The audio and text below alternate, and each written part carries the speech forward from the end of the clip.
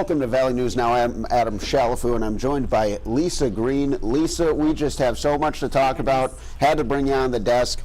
We're talking about El Nino. We're talking about foliage. We're talking northern lights. We're talking winter outlook. I feel like I missed something. Smoke. Smoke. We're talking about all the things. Yeah, you know, it's still there. So yeah, it's getting better. It is getting better. So we kind of just wanted to recap that because that's been the big topic over the last few days. So, you know, starting with the smoke, we are still seeing it in the atmosphere. You can see that, you know, it's still a little bit hazy. But this is such a better view from yesterday. Do you remember, you know, just how... Well, just coming outside, Yeah. I didn't know if it was, and I believe it was Tuesday as well. I was like, I don't know, is it a foggy day? And then I got a sniff of the air, and that doesn't smell like fog, that's right? that's no fog. Well, it was interesting yesterday because it was a combo of the two. We had smoke, and then other places were also dealing with fog too. So it was almost like a kind of a smog situation in some areas. We don't like that, not up here. No, we're not used to that, and Yeah. we shouldn't have to be used to that in a rural area. So yeah, that was tough yesterday, and so today it's nice to kind of clear the air a little bit. And we are definitely seeing things start to improve. You see our camera shaking a little. We do have wind picking up. That's going to help things quite a bit because, you know, we've been getting our smoke coming in from the north, from, you know, the western U.S. as well. And we had northerly flow that just allows that to just kind of filter right in. Well, we're switching it up to the south, and so that stops that kind of conveyor belt of smoke, but also helps to clear it away. Because Yeah, just gonna blows it out of there. Yeah, we didn't have a lot of wind yesterday, so it just kind of settled over the valley, and we were stuck. We always have wind. I know, and then isn't that we funny? need the wind, and it's not there. Unbelievable. Well, it's coming to save us today. We do have that wind advisory that's in effect for this afternoon too, for parts of the valley too. So that's how it's looking right now. I do want to take a quick look at our air quality. Right now we are seeing some good conditions. You can see there's areas in green, which means good, literally means good. But then the rest of the valley, most of us in fact, under that moderate air quality index, which is just, you know, a step up from good. It means that, you know, if you're extra sensitive to the smoke, it may still be kind of bothering you a little bit. You may be noticing it a little bit. But yesterday we were in this range, in the orange and in the red. At one point we were very close to getting into the purple range. We don't want to be in the purple or this is like maroon. That's something we never want to see. So we've improved quite a bit, and I think the wind this afternoon will help with that. So, and that's good news for our next topic, which is sky viewing. We don't want hazy skies if you want to see the stars, right? No. So we have... Especially the purple haze. Right, yeah, because then you wouldn't be able to see much. Yes. Great song, though. It is a great song. I do love that reference. So looking at our surface smoke forecast, I just wanted to show you. So this is starting this evening. You can see we're already clearing things out. It's looking so much better because we're in that low end range for concentration for smoke. So that's already improved quite a bit here. And you know, there might be some kind of smoke trying to kind of backwash into the valley with that south wind, but overall we kind of just stay in this lower end range today and into tomorrow. So that's good news for tonight because this is what one of our viewers saw last night. No way. This is a picture from, actually I think it's a picture from this morning, from today, because the sun's very active right now. And it's been churning out what's called coronal mass ejections. Say that again. Coronal mass ejections. Okay, coronal mass ejections. Coronal. Yeah. Like corona, the sun. Yes. Okay, I'm learning. And it's ejecting big areas of energy. Okay, like now that I hear the word for what it is, I can understand. So it's big ejections, big outputs from the sun. Yes. Okay. Yeah. Coronal mass ejections. That could be a good band name too. That's a good one. Yeah. Yeah. We could just call them CMUs for short. That's what a lot of people. I'm going to stick with coronal mass ejections. You can go with CMUs. I love that. So basically, it's, you know, these kind of bursts. We've talked about this before, where it's like the sun kind of burps energy at us. Yeah. So bursts of energy coming at us from sunspots. And that's the erupting. Coronal mass ejections. There you go. Okay. There you go. Okay. So there's a series of them coming to the Earth, and one of them hit this morning, and we reached levels where I should check on that right now, but we were this morning classified in what would be solar storm kind of conditions going on. So this was from this morning in Valley City. You can see the colors, orange, pink, red there. Just some beautiful really there. pretty green. Yeah, the green that we often associate with northern lights. And Missy sent this to us. And again, this is Valley City, so more in the southern end of the valley that we saw this. And we've got more potential for tonight And astronomers especially are focusing in on tomorrow on the 13th Okay. as well. So a couple of rounds of these are possible, which is great because sometimes the weather doesn't cooperate with what Right. space is doing. So for tonight, we're clearing things out. The smoke is clearing away, and so I'm hoping we get some better views of it tonight if we see another round move through, or if what's currently happening still holds into the nighttime. So that brings me to my next graphic. Look at this guy. This is what's called the auroral oval. And it's shaped like an oval here. So this is the I'm going to call it forecast. the auroval. Auroval. Oh, I love this. They can condense Okay. that. They should, the weather people, you We know. need to consult you. I got ideas. You got ideas, all right. No, that's a fun one. So this is basically a simulation. It's a prediction of what we may see Okay. for tonight, the likelihood of aurora. So on the green, that's lower end, and then red means a lot higher possibility. And I zoomed in too quickly already here, so I'm sorry, we're kind of cutting off some of the information. Wow. But this red line is what's called the view line. So this is if you were, say, standing in Chicago right You could, there. yeah, I was just and- going to say Chicago, yeah, probably and too much looking- light Yeah, you pollution. wouldn't be really able But- to see that faint of aurora in Chicago with this scenario. Go a But- few miles into Lake Michigan, though, Yeah, maybe. there you go. Yeah, if you didn't have any light, if you look directly at the horizon, you might see a faint green glow. Okay. The farther north you go, the higher that green glow will show. Wow. So we have a better chance at seeing that here in northern Minnesota and North Dakota, Okay. and then into Canada. Obviously, they're in the red, which puts them in that higher possibility of seeing it. But we do have a good shot of seeing it for tonight, given this forecast. Well, if the Red Hawks win, they could celebrate in Winnipeg by taking a look, because they'll be I like up that. in Winnipeg. That's great visibility. Yeah, they're right about there. Yeah, and that's So- even, if you're in the Grand Forks area, Yeah, the that's farther worth the north you go. drive. No, and you know what? I think that even in the Southern Valley, I think we've got a good shot at seeing it. Okay. Just remember your viewing tips. We'll show you that here too, just a reminder. We do want to get away from city lights. Best viewing typically, now it doesn't always happen this way because we're relying on when the energy's coming our way. Sometimes it hits earlier in the evening, sometimes it holds off till later in the morning.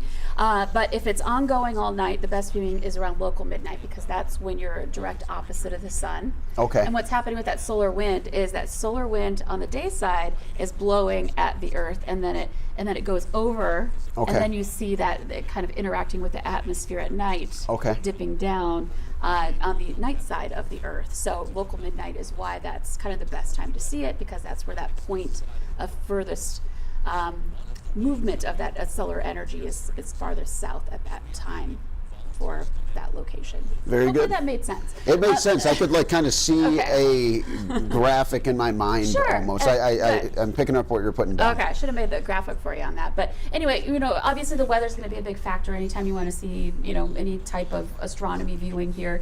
And right now it looks pretty good for tonight. I think we'll be mainly clear. The smoke looks to hold off as well, because that can create obstruct your view a bit, especially when the aurora are faint. It's hard to. Or you to just see. don't want to be outside. Well, also that's unpleasant as well. One other thing is, of course, we talked about city lights. We want to get away from city lights because that light pollution can interfere as well with aurora viewing. And you want to, most of the time, move north of the city. That way you can put those city lights behind you as you're looking north toward the aurora. And again, low around the northern horizon is your best bet of catching them. Sometimes, they're so strong they're directly overhead, but you're more likely to be guaranteed to see them looking to that horizon. So, good luck. Happy viewing. And is it any chance of rain or anything like that? Or are we Here's looking the at pretty? thing. Yeah, so today looks good. There may be a few clouds initially up around the Devil's Lake area. Okay. Tomorrow night, we're talking about the 13th kind of being a big day. We are watching a system that could be bringing us rain, which also means clouds. So tomorrow night might not be as great if that happens. And it would also depend on the timing of those storms as well. Now, would that affect visibility at all, or The not? storms? Yeah, let's say you're out there with an umbrella. Can you still have a good look at the northern lights throughout some drizzle, or would the rain clouds would really obstruct? Yeah, Sure. you don't get to see them at all if you've got Okay. clouds. So Okay. that's a no-go. I mean, if you had maybe high, thin clouds, if it was a particularly intense event, you might still be able to see But no them pass through the clouds. cumulonimbus. No, I mean, if they were scattered clouds, you could Okay. see it in between the clouds, which might make for some good photography if you're a really good photographer. Okay. But overcast skies means no go. Okay. So there's a possibility we might have a little bit of that tomorrow night. Okay. So just know that.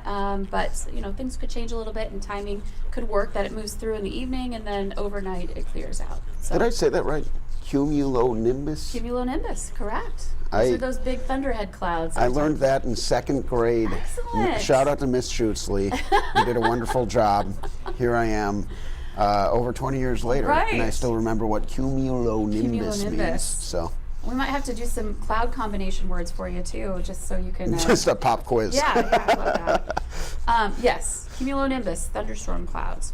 So, speaking of viewing, we're also getting into, we talked about this not long ago, the fall season, the fall foliage This coming is our way. starting to get more It's and happening. more exciting by the day. Yes, it is happening, you guys. So if you're a fall lover, you're probably not happy with the weather right now because it's very much like summertime. But this map we showed you the other day was all dark green, which is in that 0 to 10% change category for the Minnesota DNR on the Minnesota map here. But you can see we're getting some patches of lighter green, which is 10 to 25%. So some of the state parks, I think Old Mill State Park up here in northwest Minnesota, a couple of other state parks are starting to report fall foliage really starting to change in those areas. So it's happening, and as you would expect, typically, it's more north and then it works its way south, though you can see some patchy areas in southern Minnesota too. So here we go. Now's your chance to get out and see the fall colors. And, it's going to be over the course of several weeks here, but might want to start thinking about your plans if you want to make sure you get to take them in here, because it's started now, guys. We want you to be ready for that. And even in Fargo, I've got our sky cam up here again. I noticed some of the treetops. Look how they're kind of turning a little bit yellow here. little Starting to lighter see- here, still some starting of to these see a little dark. changeover. I've noticed it when I've been driving around, starting to see some change. So, again, we are heading into fall season, even if it's feeling like summertime today, with temperatures in the 80s this afternoon. It's exciting. Yeah, I love fall. So I just wish it lasted longer. Yeah. It's pretty short around here. Okay, so we are going to move on to kind of the big, Whatever comes after fall. the big topic. Speaking of that, that was a good natural transition there. I wasn't even planning. So again, we're getting an update each month. We get updates from NOAA on what they're looking at for our models for what's called again that El Nino Southern Oscillation, El Nino, La Nina, and updates on what to expect in the months to come. So we're now, as we're into September, we're talking about heading into winter and some of the changes that have been happening. And if you've been watching over the course of the summer, we've been talking a lot about that potential for heading into La Nina.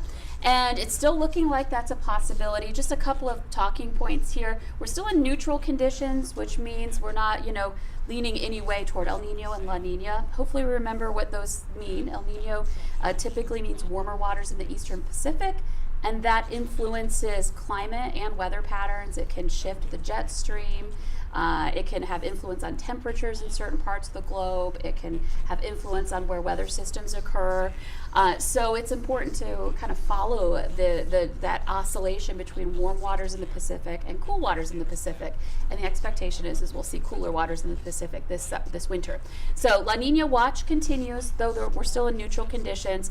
Right now, 71% chance of that transition to La Nina in the next 2 to 3 months, which includes September, October, November.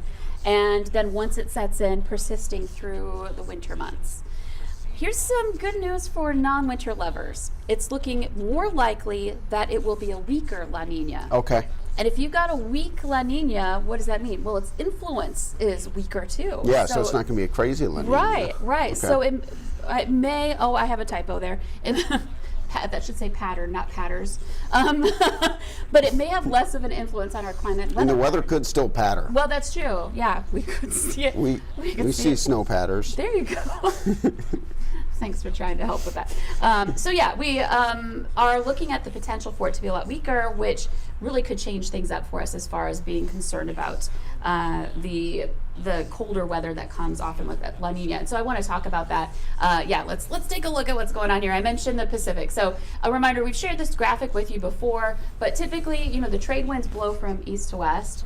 And so what they tend to do is push those surface waters, those warm surface waters, west toward Asia here during a situation where, or that's just in general. During a La Nina, those winds are stronger, so they're pushing even more of that warm water out, and so you get that colder water rising to the surface to replace that, and that's when we were talking about those colder waters in the Eastern Pacific. So there, the signals are showing that we're getting those colder waters, and this is a typical pattern of La Nina when we've got a little bit stronger, classic kind of La Nina during the winter time. And you see what we've got here: colder air. We've got our influence of our weather from that northwesterly flow, and so we typically have to deal with colder systems, more winter cold outbreaks, and even the possibility for more snow associated with it. So the Pacific jet here, the red arrows, that doesn't mean heat. It's just the wind coming off the Pacific Ocean. Jet streams tend to steer our weather patterns, right? Right. Because they're higher up. They're called the atmospheric conveyor belts. They help to steer weather. So when we're looking at the polar jet here, this is steering that colder air toward us. When we're looking at the Pacific jet, well, Pacific, that's ocean, water. So that's moisture that we're watching for that could be coming in. Okay, so this basically can create snowy weather patterns because you're getting the chance for precipitation from the moisture combining with the cold. Oh my goodness. Yeah. So that's what we're watching out for during a classic La Nina. But right now, again, it's looking weaker. We may not see a classic La Nina. This is my favorite graphic so far today. Oh, I love that. This is very interesting. Okay, good. And you can see it has influences in other parts of the country too. Drier weather we tend to have down toward Texas, wetter on the Pacific there with that jet setting in. But for us in the upper Midwest, the signal is pretty strong for the influence of El Nino and La Nina during the winter months. So it's not a guarantee. I always want to make sure I mention that. Just because we have a La Nina or an El Nino, it's not a guarantee that we will see that typical weather pattern. It's just the potential is greater that would happen. So that's my little disclaimer there. So I'm going to show some kind of nerdy graphics to you guys right now. Okay, I don't like this one as much as the last one. It's not as colorful. Hopefully you can see it. There's a lot of white going on here. But this is from models from NOAA where they're trying to determine what's going on here. So El Nino, or neutral conditions, is this gray line. And we've been in El Nino. Look at where we've been. This purple line has been the actual pattern that we've been in, and then these other lines are comparisons to other years. Okay. And so looking at the line here, we've been in El Nino, pretty strong El Nino, right around 2.0, that's 2 degrees above average. And you can see where we've gone. We've gone back to neutral conditions. And this is for every strong El Nino since 1950. So when we've had a strong El Nino in those years, look where all of these graphs have been going. Okay.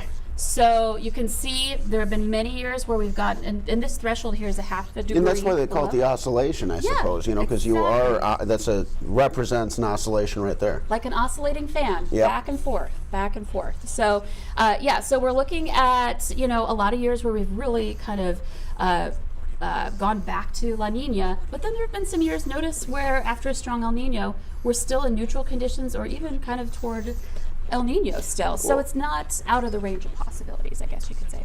I like this didn't go too crazy steep. It started, but then it leveled off. Yeah, and so I like that it leveled off because just based on what you're telling me, it seems like it makes more sense now that it might not be a crazy severe El Nino. Right now, yes, La Nina. La Nina. Yes. I was testing you and you passed. Well done. Well done. Thank you. So yeah, that is kind of the indication right now, which is good for those who want to hold off on a really cold and wintry winter here. So that's where we stand, and in comparison to previous years for this is sea surface temperatures again. I'm gonna click ahead maybe. iPad's being a little slow, but bottom line is the models ahead. Here we go, are showing us that Where we are, this is observations, and then this is forecast. Okay. And where we are is right here at this line into September. That, you know, we've been kind of dropping here. We're right at neutral. The models have been churning out resolutions anywhere from remaining neutral to, you know, really getting into a more classic La Nina.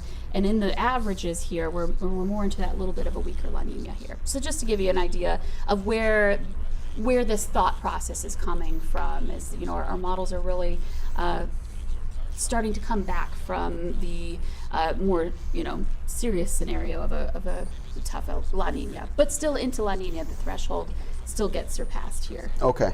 So there's that. And then one more graph that also is slow to load is one that kind of shows where we'll be going in if these scenarios pan out. Again, this is all outlook kind of stuff, not necessarily a forecast, but just to give you an idea of where we are going potentially through the winter and into the spring. This computer's being very slow. Here we That'll go. happen. Here we go. It finally wanted to cooperate. So this is another way of looking at it, essentially, the probabilities here. So blue graph means La Nina, and this is chances, the percent chance. Sorry, I've been kind of blocking this a little bit.